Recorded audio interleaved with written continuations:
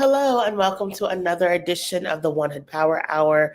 I am your host, Miracle Jones, and this month we are focused on Black August. If you are not aware, Black August is a month dedicated to liberation, raising awareness about political prisoners, the impact of incarceration in our nation. This was started, of course, in the 1970s. After the Jackson brothers to liberate themselves and others from incarceration. And it is a month where we're talking about how to study, how to fast, how to train, and how to fight back against incarceration.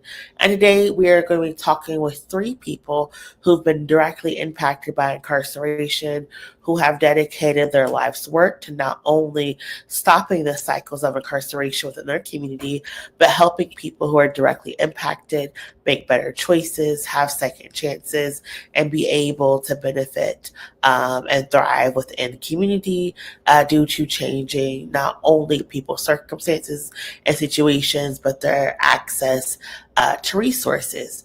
And so it's very important that when we talk about mass incarceration, as we talked about last week, there are people who are impacted, who are being detained pre-trial. People who have not been convicted are still held in detention centers, who are still held in local jails, and still need support and resources. In addition, we know that here in Pennsylvania, we have one of the highest incarceration rates within the whole entire United States. So we have people who are incarcerated who are serving time, and we also have people who are on probation and parole under some type of state supervision. And both of those are higher and above the national average. So as we talk about study, fasting, fighting, and training, today we want to talk about concentrating resources and supports for people who are impacted. And we want to, at this time, bring forth our first guest, who is going to be talking about how the Reentry Academy is helping people fight incarceration and the impacts of imprisonment every single day. Welcome to the program, Mike. And thank you for having me. Thank you so much. I know you are very busy. You have a lot of organizing and support that you are doing. Can you just talk a little bit about what is the Reentry Academy and how did it come to be? Yes, well, the Reentry Coaching Academy, we call it RECA for short. We're a for-profit, but we operate mainly out of our nonprofit, which is the RECA Foundation. Now, RECA is a returning citizen founded life coaching organization. It was birthed in the confines of the walls of FCI McCain, where a group of men came together who were given opportunity to learn life coaching from a assistant warden there who wanted to bring the skill to them because the group of guys that she chose were serving extremely long, if not life sentences in prison. And once these guys came together, understood the impact that life coaching was having on their lives, their change, they spread it out throughout the compound. And just from there, we got the momentum to actually create a sustainable system inside the prison that actually changed the entire culture in the prison, and which brought attention for us, which has brought attention to us from Western Pennsylvania, the federal smart on crime team, and they took interest in what we was doing, and Tamara Collier and Josh Conti and was like, this is something that we want. This is something that we want to bring to Pittsburgh, Western PA, Allegheny County. And that's what we set out to do, to bring Reentry Coaching Academy and the life coaching tools that we all learn and possess, and to be able to spread them out to the men and women transitioning out. Yes, and you talked a little bit about some of the work that you're doing and how Rika came to Pittsburgh. But you work with people who are returning. You also work with people who are currently incarcerated. Can you expound a little bit more about the work that you do and some of the specific services that you provide and offer? Yes, well, we call it transitional life coaching, meaning that no, we seek to help men and women who are transition home successfully, and we do this through classes that we have collectively designed or CPT programming, all from a life coaching standpoint. We call it the coach approach. It's a tool that certified life coaches utilize, and it's a habilitative approach to actually giving programming and helping men and women understand self, dig deep within self, and realize that they are the masters and designers of their life. They have all the answers within them. We do workforce development training, we do mentoring, and we do it all from a peer-to-peer aspect. We're currently in, we currently received the RFP and a contract with DHS and Allegheny County Jail to actually go inside the prison to form the CPT programming that they're about to implement within the jail, and also implement the programming in the community as well.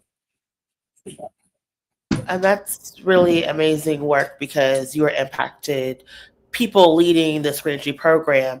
And like you said, you have a contract to not only do this within the prisons, but also in the jail. Can you just talk a little bit about how incarceration has impacted you personally and why you feel called to do this work?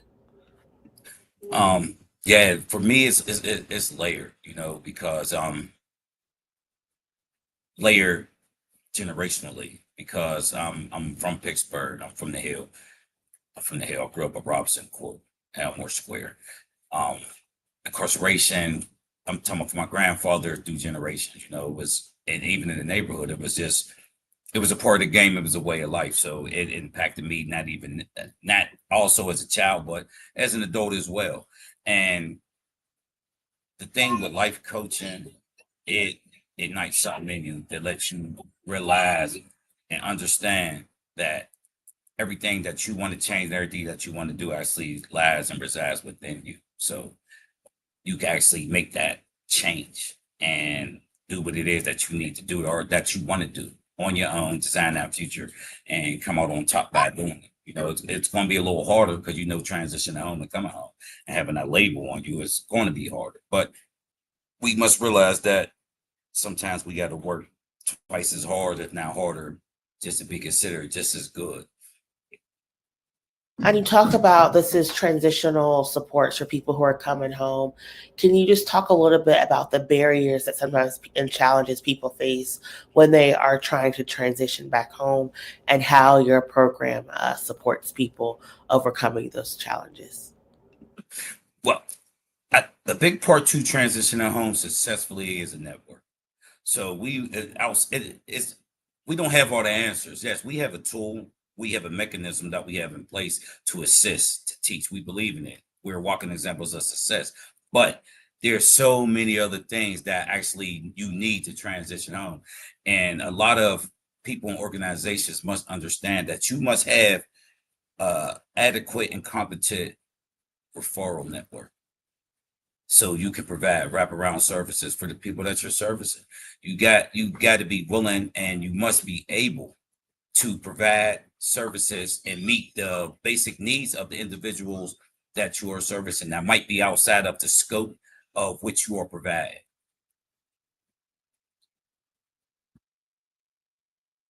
This, wraparound services, you're able to provide support for people coming home. You're also able to provide resources that people are inside.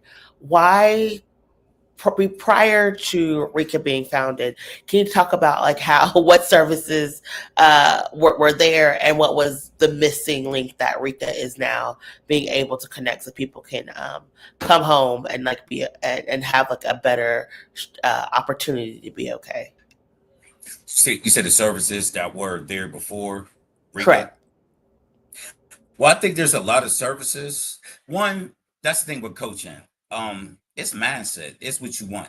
Like you have to be willing and embedded and seeking that change that you want for your life. So, I mean, speaking from a personal standpoint, if anytime I was incarcerated, if I wasn't ready to come home and go on the journey to make this change, then I won't seek out resources. I won't seek out the things that may help me make the positive transition that I say that I want.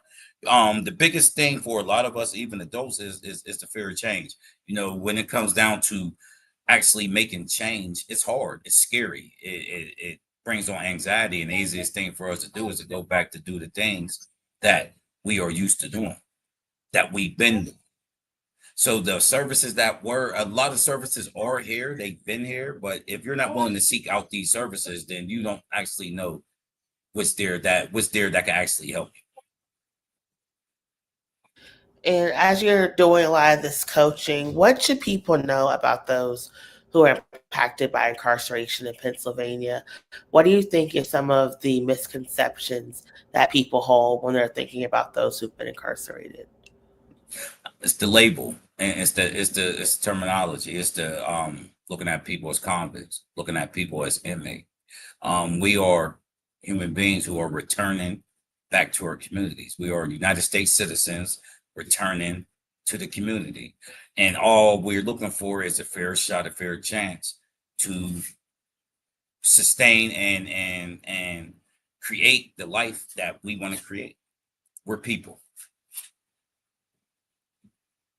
I used to talk about getting rid of the labels and just being seen as people.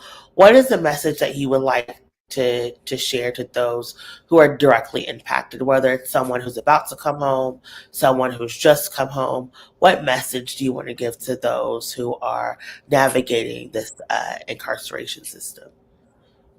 Keep going. Don't give up. Understand there's going to be obstacles. Understand that you're going to run into barriers. That's part of life. I have a saying, life is like the stock market. You just got to make sure you keep your life bullish as possible. You can't get, if it's down, you can't just stay down. You got to keep moving. You got, realize that you possess attribute and a knowledge that a lot of people wouldn't dare go through what you went through to gain. We could go to college and get degrees, but nobody will ever put themselves in your situation and be incarcerated to actually learn that. That is a transferable resource and skill if you know how to tap into it and bring it to the community. And that's something that you could do. You could come home, you could get 10 toes down in your community. Be open to sharing your experience. Be open to sharing your story.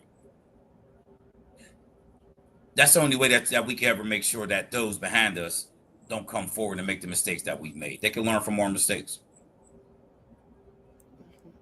We're talking about learning from mistakes, and moves to my next question. For those who have come home, they are who are boots on the ground. What are some ways that they are able to advocate for changes within their community so they're able to reduce the likelihood of other people from their community being arrested, being incarcerated? In your experience, like you said, sharing your story is like really important. But have there been any other avenues that you have seen that people have been able to take in order to reduce the amount of incarceration that they're seeing within their communities? I think the first step would be realizing our society and our country. We talking policy. You gotta vote and put the people in place that got your best interests at heart. That's the first thing you got to do. Any systemic change that we are seeking to make only can be changed through policy. But policy is only going to happen if people are stepping up, being heard, and you putting the mouthpieces in the right positions to make sure that they are speaking on you and your people and your community's behalf. And the other thing would be, like I just said before, being active, man. Be active in the community. I mean, be open and sharing your story. Like, we can always help shouldn't be afforded to you after incarceration. Why don't we be proactive and give the assistance and the help before incarceration? The goal should be to not need them to make change, because we're gonna stop our people from going into their system. And if we stop the people from, and the best way to do that is have incredible messengers that lived it and been through it, who's willing to come home share their story, and assist with the change. Yeah, I really appreciate that you raised that issue because I was having a conversation with someone who was like, the reality is some of our kids will have a probation officer, a parole officer, before they have a therapist, a social worker, a coach, a life coach.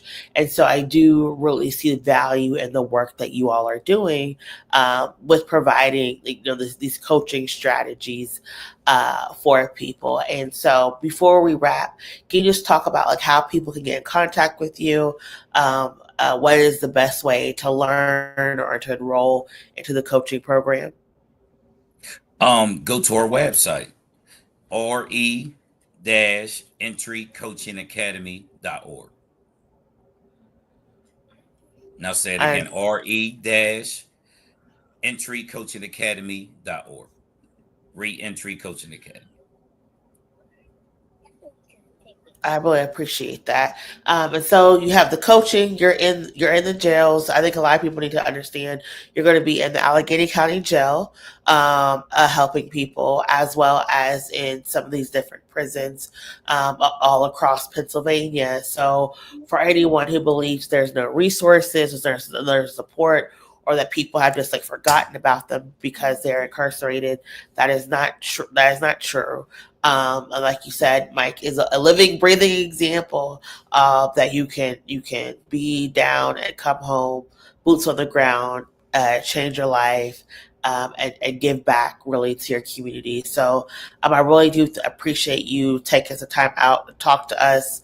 I know that you were replacing, your friend. So talking about, that referral network, it even happens just right here. We're trying to sit down and, that's a and get information out. that's definitely, and that's a prime example of what we do. You got to be able to adapt and move, man. We got to support each other, right? We got to be able to support each other, and that's what we do at Reentry Coaching Academy. All right. Well, thank you so much, Mike, for Reentry Coaching Academy, for stopping by and sharing a little bit of your Tuesday evening with us. We thank you so much, and we hope you enjoy the rest of your day. Thank you for having me. You enjoy your day as well. And so, as we go to talk about some of the information, and I will include some more questions in the comments. So if you're watching on Facebook or YouTube, you can put questions directly in the comments, and we will ask those with there. And I don't know if we still have Mike on, but if we have Mike, there was a question that said, "What is your favorite accomplishment as you've been a returning individual and your impact on society?" So I know we try to let you leave. We're going to bring you back in. Questions from Blair said, "What is your favorite accomplishment as a returned individual and your favorite impact on society?" My biggest account. That's a who said that? Blair. Great question. Yeah. Hey, man, my biggest accomplishment. I've been home for 8 years on August 7th. That's the longest I've ever been home since I was 15 without going to prison or having some level of criminal justice involvement. I think the biggest impact that I have had since I've been home on my community is literally been, yeah, he's telling me get off the computer. Well, it's fine. It's fine. Listen, being a father is an amazing accomplishment, and the biggest congratulations. Yeah. Thank you. The biggest impact I had is being a walking example of success within my community with the work that I do. I do a lot of work in my community that I feel is all the same outside of the work with Reentry Coaching Academy, and also just being there for the young men through the programmers that I work with, man, to actually let them see and let them know that being smart is fine, being smart is also cool, and whatever it is that you want to do, you can accomplish, man, no matter what you've been through. All right. Well, Mike, thank you so much. I'm so glad that you have taken what you've been through and you've used that as a tool to help so many other people. And congratulations, 8 years. That is not an easy feat. That I hope you celebrate that. I hope you reflect on that, and I hope you are very proud of yourself because we are so proud of you as well. Thank you. All right, and that has been Mike from Reentry Coaching Academy. Their website is, in the chat, so you or someone you know who needs support, needs coaching, can reach out to them for support and guidance. And moving on, we wanted to also talk with our next presenter and speaker. Many of you already know Shabaka, a man who needs no introduction, but who has spent the past couple of years since he has come home talking to people, energizing people, sharing his story, and hopes to help other folks, and has, not let any stone unturned, has really been out here trying to fight back not only against mass incarceration, but ensuring people have second chances and ensuring there are supports and resources for those who are coming home. So welcome to the program, Shabaka. Thank you so much. I appreciate it. And Hujambo, Barigani to everybody out there. I appreciate this opportunity to relay the information that we've been doing, or what we've been doing out here at this end, that we hope to spread across the county and the state. And so you are 3 years out from having over, 50 years inside. What has it been like as you've come home, and what is the work that you're doing with like PINN and colorful backgrounds? Uh, well, colorful background and PINN work together to assist. Well, colorful background specifically works to assist prisoners who's coming home. They have a reentry program of their own. PINN represents the Pennsylvania Interfaith Impact Network that's focused on primarily transformative justice. And what it is that they try to do is not just deal with prisons. This is something that they have been doing for a while, but they also deal with environmental issues. And they try to get even more involved with community issues. Colorful background expo, where expo meaning ex-prisoners organized, is brainchild of Terry Spencer Moore, who herself did some time and came home and put this program together. And it's been operating successfully for a minute now. I was part of what through their program when I first got out back in, when did I get out? 2020? 2022, my bad. Yeah, and so we're here. We're talking about Black August, which is obviously a time of reflection, and you were under the tutelage of some Black political prisoners when you were inside. What was some of the information and knowledge that was imparted upon you that you still use to this day as you're trying to make sure that other people have the support and help that they need? Well, yeah, I came to jail young and was fortunate enough to run into some real fair old heads. That was part of the movement, part of the Black Liberation Army, Black Panther Party. And they had put down an ideology, if you will, of liberation for our people. And that's what they was for, trying to execute that agenda. Consequently, or subsequently and consequently, we younger prisoners was able to learn from them through the teachers that they was giving us about what our responsibility was to our communities, and the need was to work. The need was to work to transform the system so that we could deal with all the oppressive situations that was going on, and it continues to go on. It has been going on since we first been over here. But what the main thing that Maroon Schultz, he was our leader, he was the general amongst us in the prison system, and he held us to the standard of being responsible and taking on the responsibility of getting with younger prisoners as we ourselves grew and evolved under their tutelage. And most of us got this in solitary confinement because for the most part, those individuals like him, Joe Bourne, and individuals, Lumumba, and so forth, was locked down for decades. And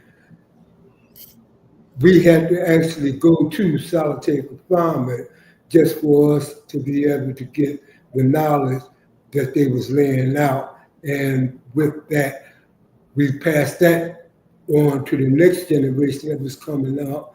And they, in turn, most of us had gotten out. And every one of us that has been involved with some type of community work in respects to trying to mitigate the adverse effect that prison and the carceral system as a whole have on our community. And that's one of the things that we are in the process of trying to put together a neighborhood forum to address just that issue, those issues. How the criminal justice system negatively affects our community and what we need to do about it, how we need to address it, and more importantly, how we need to redress it. And in that respect, the way that we need to solve those problems is for us to internally create the agencies that we need to redress them. We keep depending on the system that is attacking us to somehow correct themselves and stop doing what they are designed to do. So once we get that in our head, that the system is not broken, it was meant to function this way so that we would be dysfunctional. Then we could start focusing on what it is that we need to do to address the issue of homelessness in our communities, our delinquencies of our youth in our communities, every other issue that we had that we could look to the criminal justice system in some level or another that because of their action had the negative consequences that continue to keep us in an oppressive state. Now, in regards to the work that I'm actually trying to get up off the ground right now, I'm part of the Coalition for Parole Justice.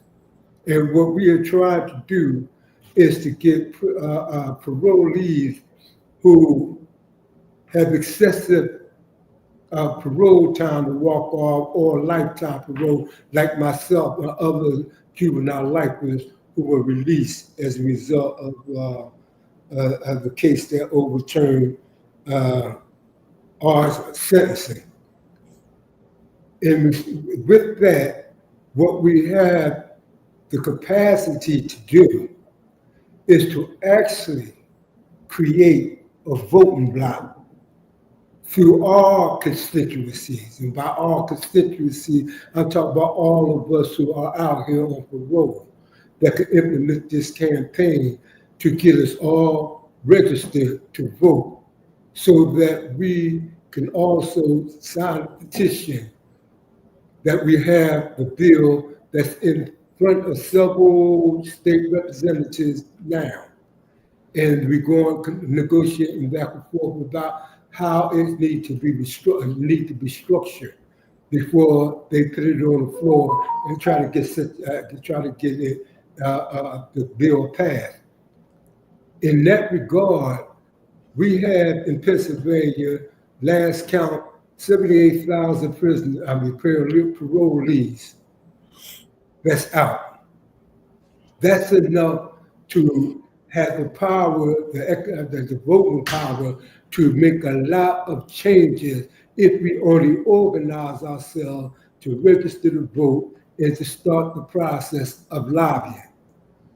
Once we do that, most of the things that we need, we could get, because in respects to the parole bill that we got, the sunset, what we call the sunset bill, in regards to that, what we have is a lack of pushback, because the bill asks for those that are 40 years or older, that haven't reoffended, haven't violated any parole and paid all these debts, that statistics show that these individuals, the chances of them reoffending pretty much drops to zero. Nobody disputes this. So consequently, the parole officers who supervise us generally have a list of parolees that they have to supervise from anywhere from 36 to 72 individuals that each parolee has to handle. This is impossible for anybody to do their job adequately with that much burden on them. So they don't even have a problem with it, because what we're talking about will cut down their labor. And the other thing with this is the simple fact that the guards union is one of the strongest unions in Pennsylvania. And they're the ones that be pushing for truth in sentencing, saying that they want you to do 85% of your time before you even consider for parole, and making it hard for you to be released, because our incarceration is their bread and butter. So, but with the guards union having no more than 20 to 23 to 24 members in their union, it pales in comparison to the body of people that we have, which is over 78,000.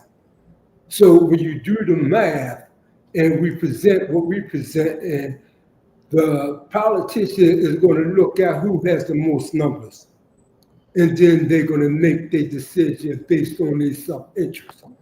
And because we'll have 3 times the numbers that the guard union had, more likely they're going to lean towards us.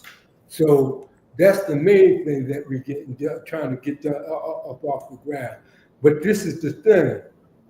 Parolees, once we show that we could pull together and make this happen, we can also keep that same energy and repurpose it into coming into our communities and organize ourselves to start the process of restructuring and reorganizing our community to take care of the needs of our community. This is something that we need to step up to.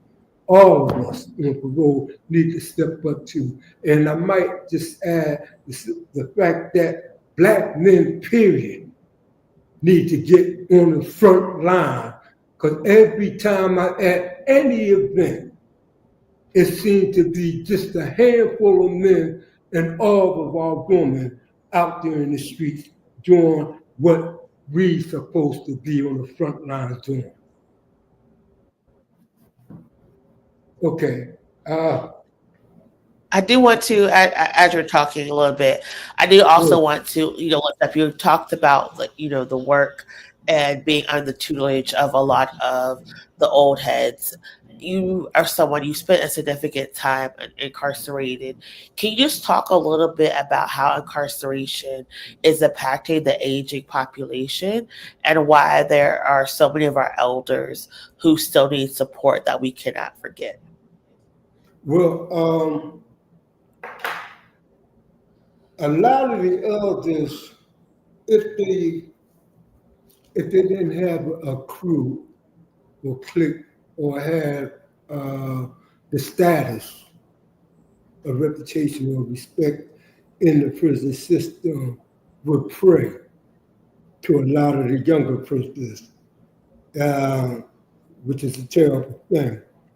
Because I remember years ago when Worcester was open and I was down there, and some youngins was harassing some elder that had a cane the whole rap. And when it came to my attention, one of the other old heads, not as old as this individual, but he was telling me about decades ago how this individual stood on business in respects to the guards during the riots and the whole rap. He sacrificed himself and was still in jail as a result of what he participated in at that time. And he actually still had the article about it. So after that, I got the article for him and I went back and stepped to the youngers and showed them the article and to let them know who and what they was disrespecting. And these were the type of incidents that actually started people to start waking up and started reconsidering and start thinking. And for those of us who had the honor and privilege to come up under members of the BLA, the Black Panther Party, and so forth, those type of lessons was ongoing. That just life lessons, but the politics that they taught us and the history that they taught us and the inspiration in what our responsibilities were supposed to be as men. All that was part of what they taught and trained us inside the camp. And coming out, those who were benefited by their tutelage, all of us that I know of are active out in this community doing everything that we can to try to help. Thank you for that. And that actually goes to a question. Before I forget, in respects to the older prisoners, there is a bill that's been introduced or geriatric bill to try to get older prisoners released back into society, especially when they start to show that they have health issues. We tried to get a bill passed to get them out before they get to the stage where they need hospice care. Thank you for that. I think it's really, really important when we think about so many of our folks went down, in the 70s and 80s, and have been there. There are people who have been incarcerated, the majority or even all of our lives. And so it's very important when we think about people who's been spending 40, 50, even 60 years incarcerated, how we're showing up and advocating for those folks to come home. And so a question that we had for you, they said, what event or even moment was the most transformative to drive your personal mission? What event or even moment was the most transformative to drive your personal mission? I would have to take this before my incarceration. My earliest memory is back when 60 something, when we went to the Capitol. I think it was during the time when they was making the transition from what we used to get back in the 50s to the 60s called surplus, which was basically we would go to schools or churches, and our military used to bring army surplus food. And those of us that were poor would bring our whackers and bags and get the provisions that they provided which wasn't much. It was rice, beans, lard, spam, several other things. But it was just made the transition from that to what they have with the welfare system, food stamps.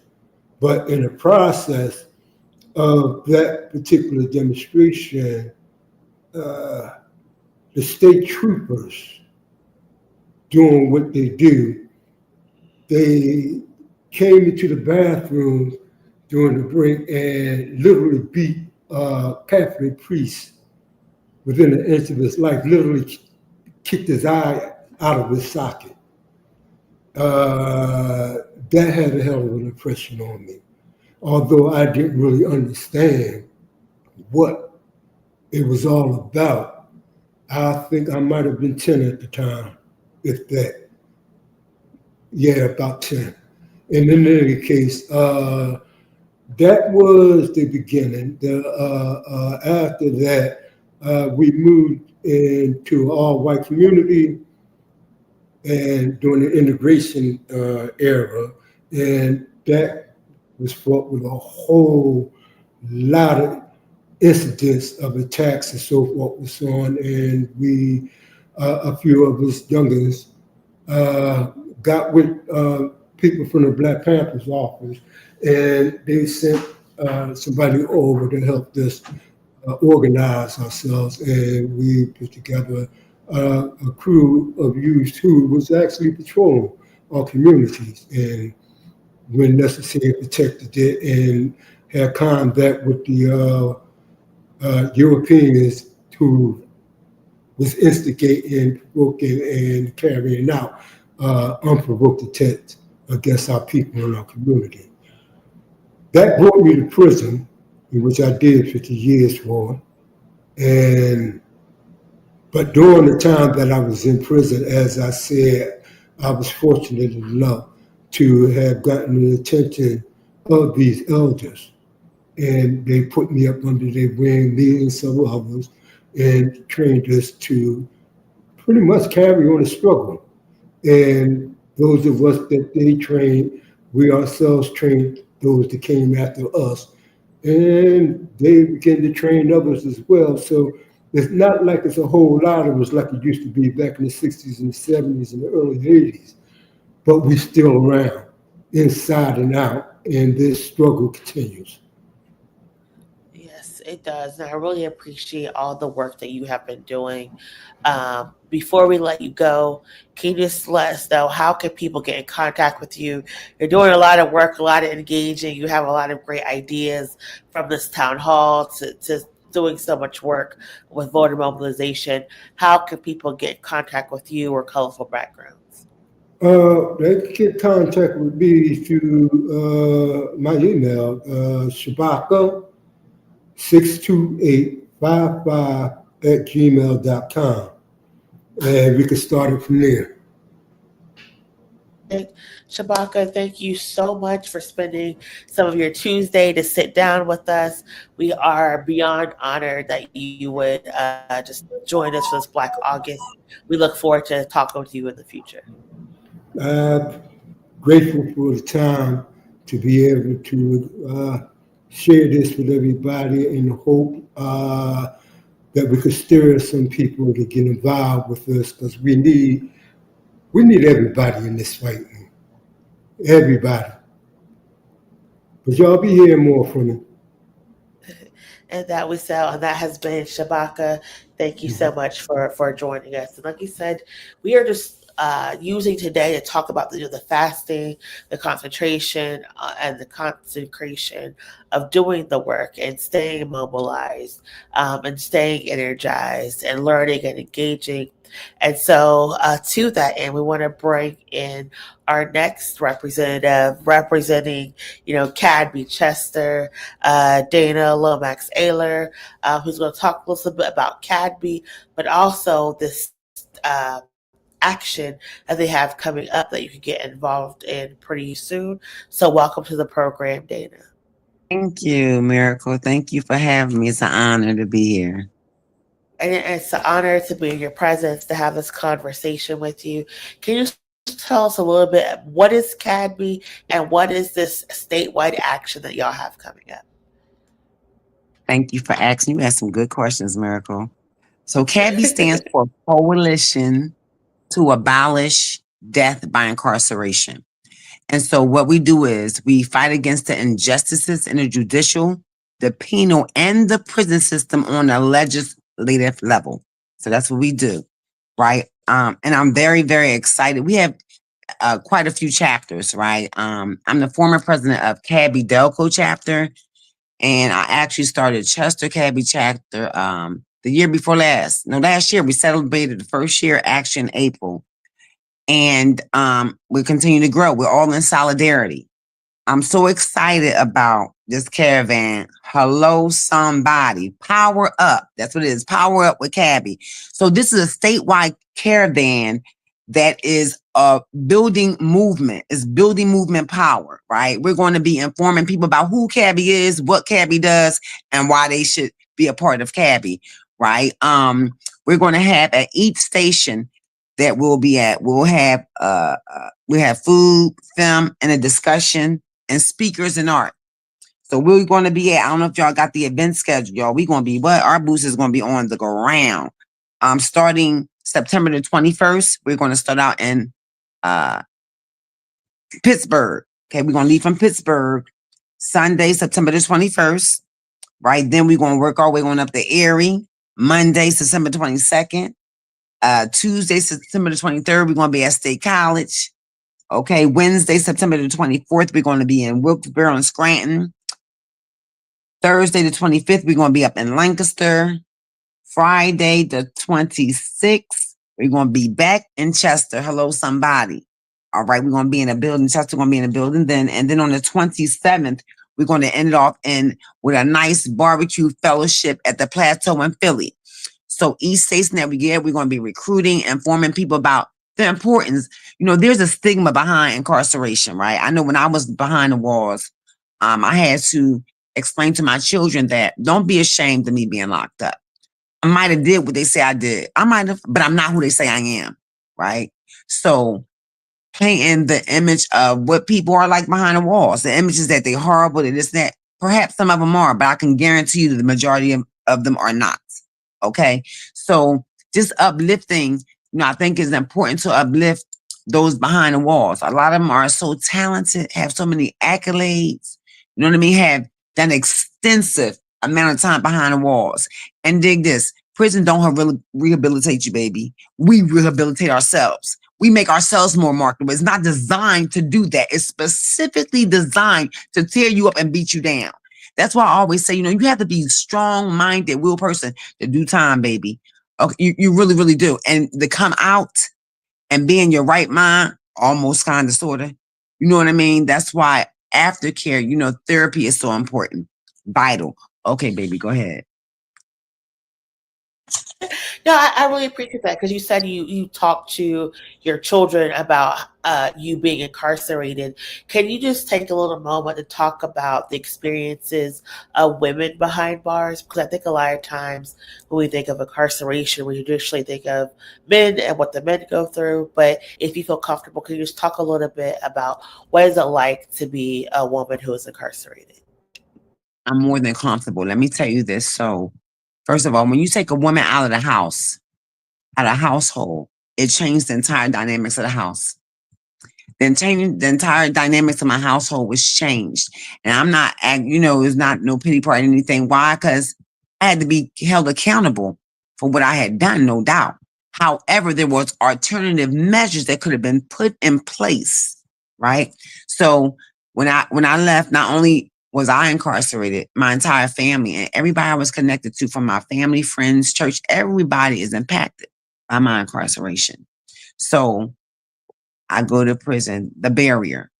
Then, the issues that children go through. Oh my God, my mom in prison. My mom ain't showing up to different events, missing major milestones. As a woman, being married and having a family, and even if I wasn't, just as a woman, leaving her children, leaving her family is devastating in itself. Having a separation. And then you having to keep yourself mentally strong, right? So that you don't break. And then talking to my children, explaining to them, having to explain to them. First of all, I had to sit down before I left prison, before I went to prison, explain to them what was about to happen, how their life was about to be changed like never before. And having that conversation, allowing them to express how they feel, being very transparent, however they felt. And they expressed how they felt. It was disappointed and hurting their mom. They just seen their mom as the room mom, computer mom, and so they realized that, wow, my mom is going to not jail, but prison.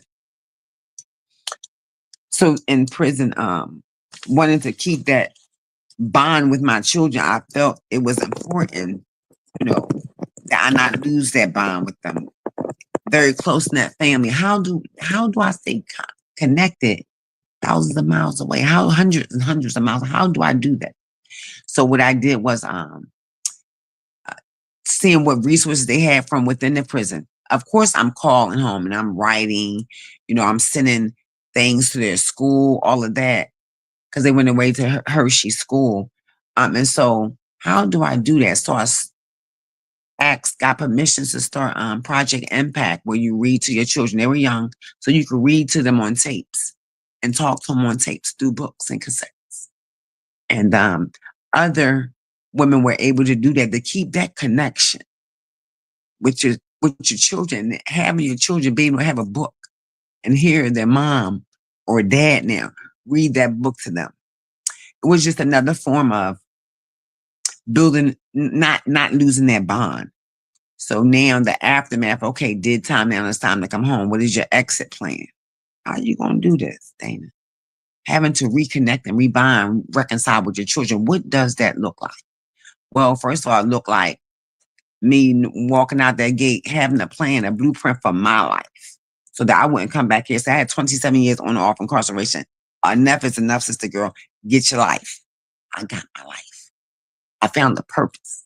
And my purpose, I told them women, they said, what you going to do when you go out there? I said, I don't know, but whatever it is going to be great. And I'm going to come back unhandcuffed to inspire, uplift, and motivate and encourage you to get the hell out and not to lose hope. I went through a lot behind the walls.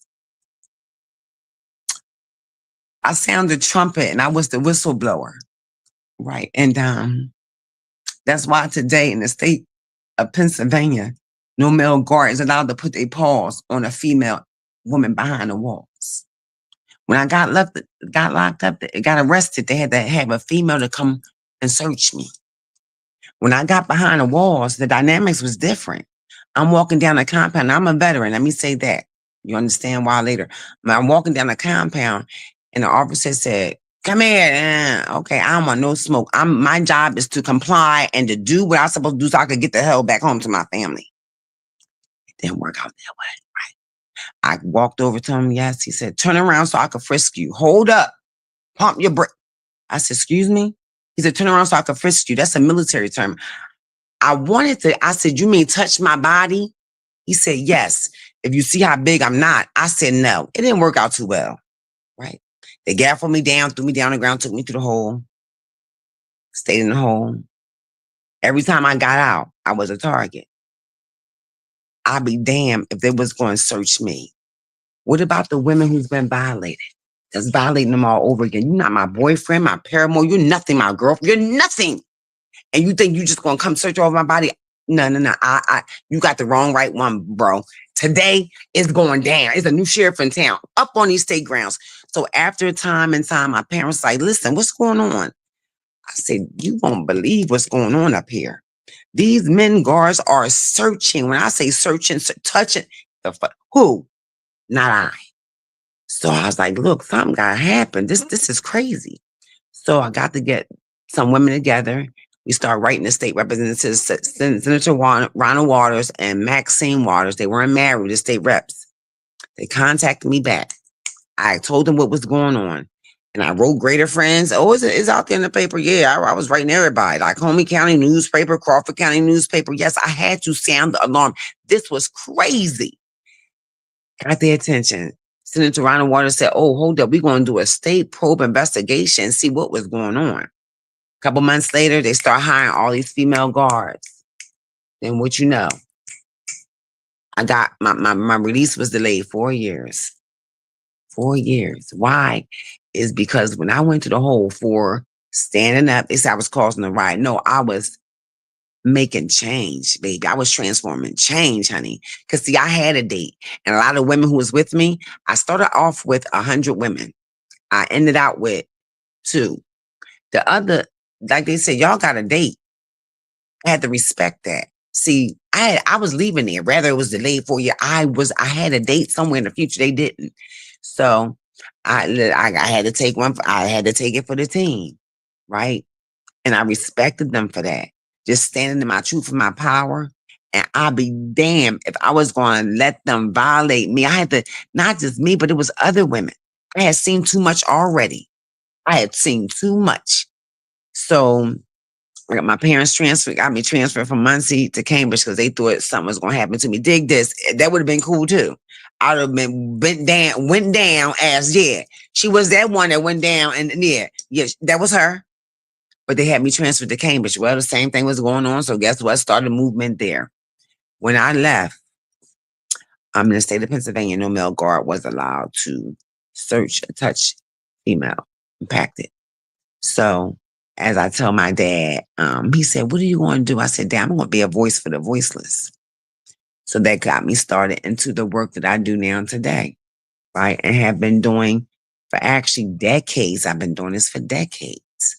But now it has matriculated to a higher level, right? And so this is my assignment right here, baby. Being a voice for the voices, boots on the ground, opposing change, challenging opposition. Don't care who it is, what it is. Yes, that would be me. I appreciate all the work that you've done, and I'm very thankful that you shared your experiences and the changes you've made for those women on the inside who are still there. And as we close, before you started organizing, was there a woman that had inspired you, that you looked up to, that you went for guidance to help guide you as you were making these changes and demands? It was several. One of them was her, Miss Naomi Blunt.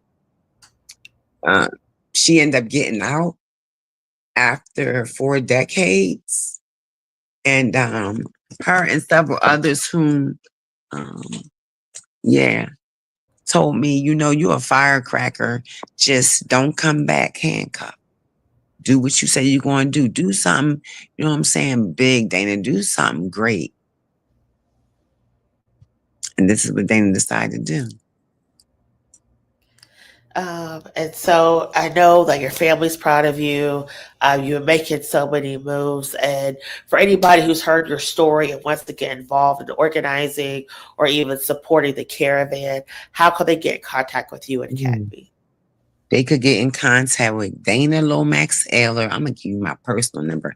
I have a few of them. 267-368-0047. That's my personal number, right? And Chester CADBI number would be 484-482-9686. Email is chestercadby24@yahoo.com. And so the caravan launches on the 21st. You're going to be hitting all the counties throughout, well, not all the counties, the majority of the major counties in Pennsylvania, to try to get people to get on board. As you know, Shabaka was talking earlier, there's a lot of organizing around not only death by incarceration, but supporting the elders. You're lifting up death by incarceration and other ways to impact and reduce carceral connections within this commonwealth, and making sure that those alternatives that were denied to you are made available to other folks. So Dana, I do want to thank you so much for taking some time out of your Tuesday to join with us, to share your story, and to give us these calls to action. Thank you. I appreciate you. A privilege and an honor. I look forward to us perhaps working and collaborating later on in the future. Yes. So thank you so much, Dana, for Thank Chester you, Academy. sweetie. Enjoy the rest of your evening. Thank you, baby. You do the same. Thank you, thank you.